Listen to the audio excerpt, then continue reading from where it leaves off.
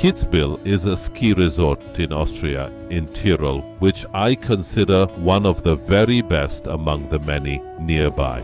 It could truly be called legendary, and that reputation is absolutely deserved. Why I think so, I will explain in this film.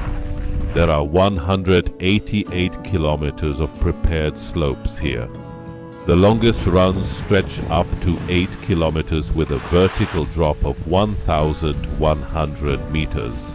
The resort lies relatively low, between 800 and 2,000 meters above sea level. The slopes are laid out in a very functional way. Nowhere is far and you can ski down in every direction. This may sound strange, but in neighboring Brixenal you mostly travel from one place to another. It is quite similar in Saalbach-Hinterglemm, but here you simply ski.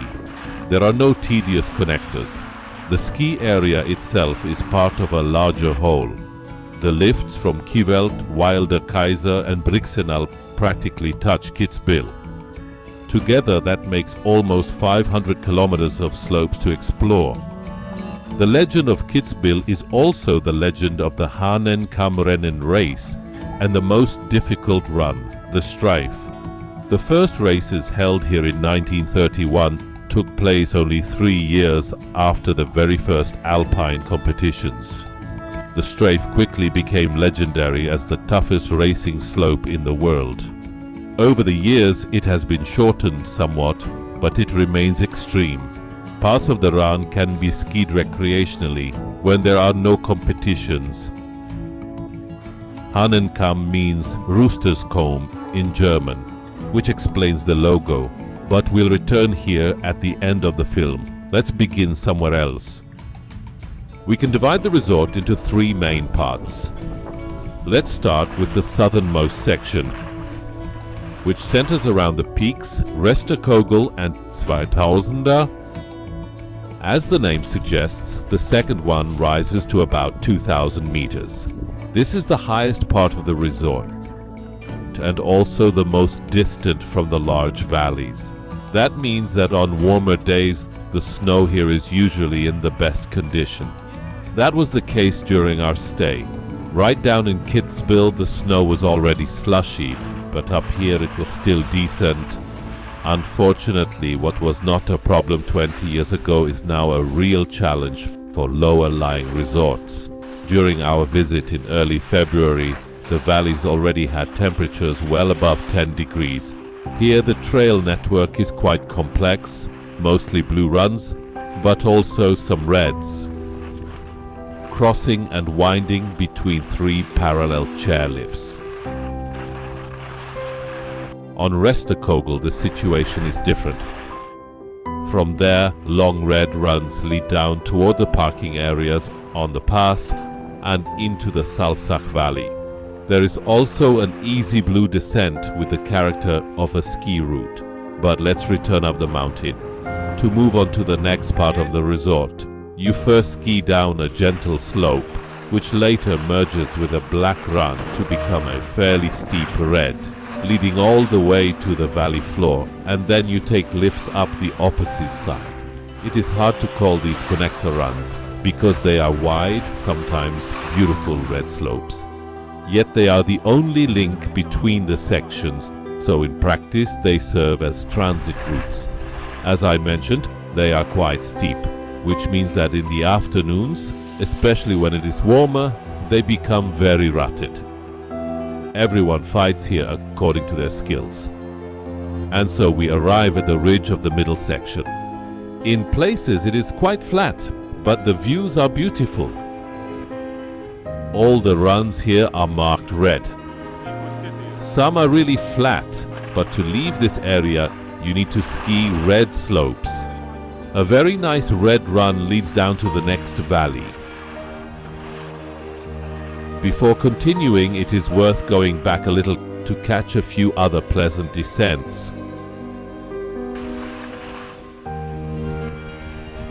The blue number 64 and the black number 63. The black is not very steep, closer to a red in character. Both have the great advantage that they are less crowded. and in warmer weather they keep good snow well into the afternoon. These are not transit runs. Near the village of Jockberg, a beautiful red run number 60 descends all the way to the valley floor. In its upper section, it also has a blue variant. It is long, even, not too steep, not too flat, simply pure skiing pleasure. And that completes the middle part of the resort. Further on there are no runs, but some years ago 2 areas were connected by a gondola. And not just any gondola.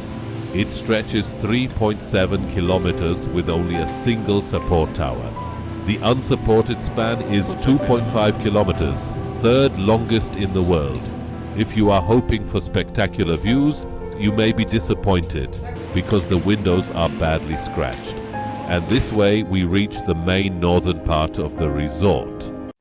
From here, many long blue and red runs lead toward the north. Let's start with blue run number 30. It is excellent. It is not flat at all, and for a long section it has a red variant. Almost 5 kilometers in length and a drop of about 1,000 meters.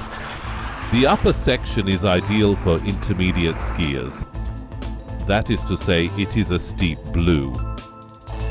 Below the lower chairlift stations, the run continues as number 31, which has a different character.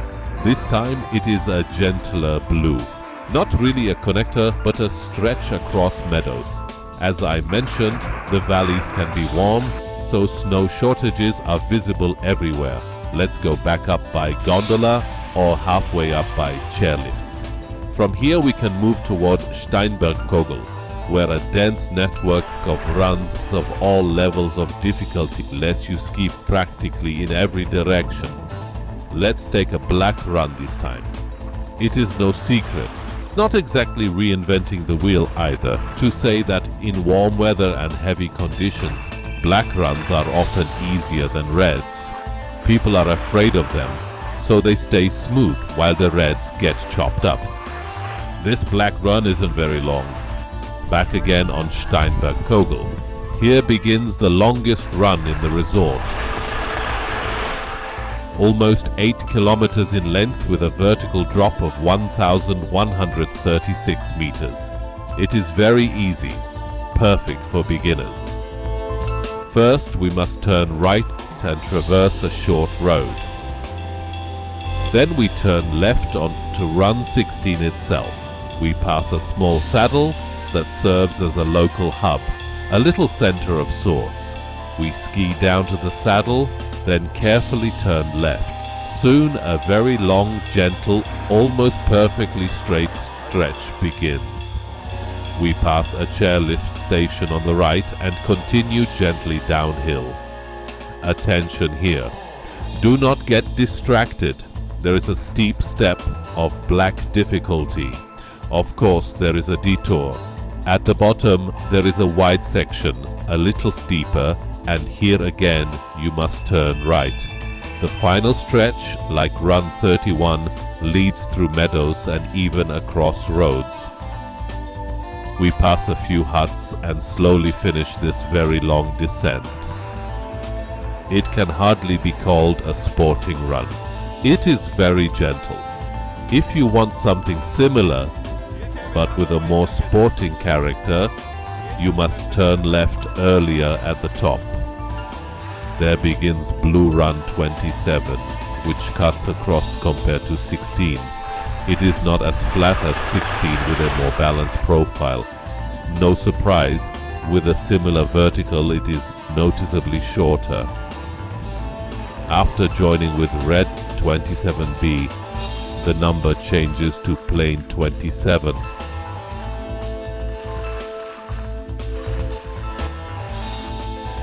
We pass through some forest and come out near the Gondola, the same lower station where Run 31 also ended.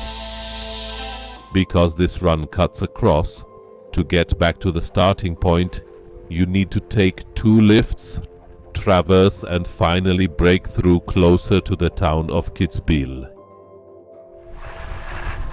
here begins another very long descent to the valley floor. Blue and red 25.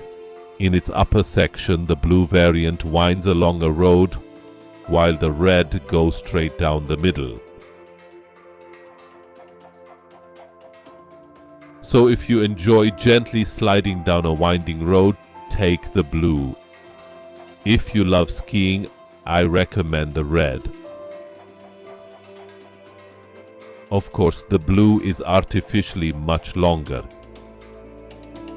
Eventually, after about 1/3 of the way, the two merge and lead together to the valley. The blue section is very decent. No dull flats, just smooth skiing, similar to Run 30. Only at the very end, across fields, do we get a short flat stretch to reach the gondola. Finally, let me show you a run that partly coincides with the Hahnenkamm Red course. At the top, it has 3 options: black, blue and red, but the presentation will not look its best, because Red Run 21 descends very low on the eastern slopes. And as I already said, during our stay the temperatures were well above 0. So it was a small miracle that the run was open at all. But the snow was heavy, wet and sugary from the morning. It was more like wading through slush than skiing. And at the bottom, as you see, there was more grass than snow. Red 21 overlaps for 1/3 with the race course. And that concludes the presentation of selected runs in the resort. Of course, as on any alpine slope, there are countless mountain huts, restaurants, and more modern eateries. Local Tyrolean cuisine reigns supreme. Various Knödel, Wiener Schnitzel, grilled sausages, all accompanied by beer, wine, or Almdudler. Plenty to choose from, and in the traditional huts, the alpine atmosphere is excellent.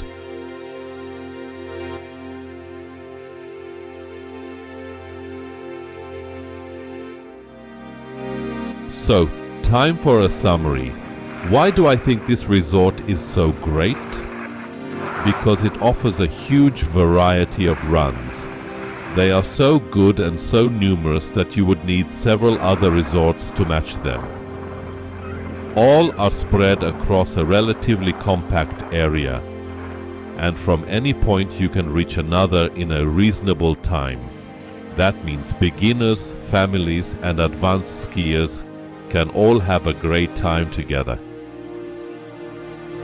If you enjoyed this, give a thumbs up, and best of all, subscribe.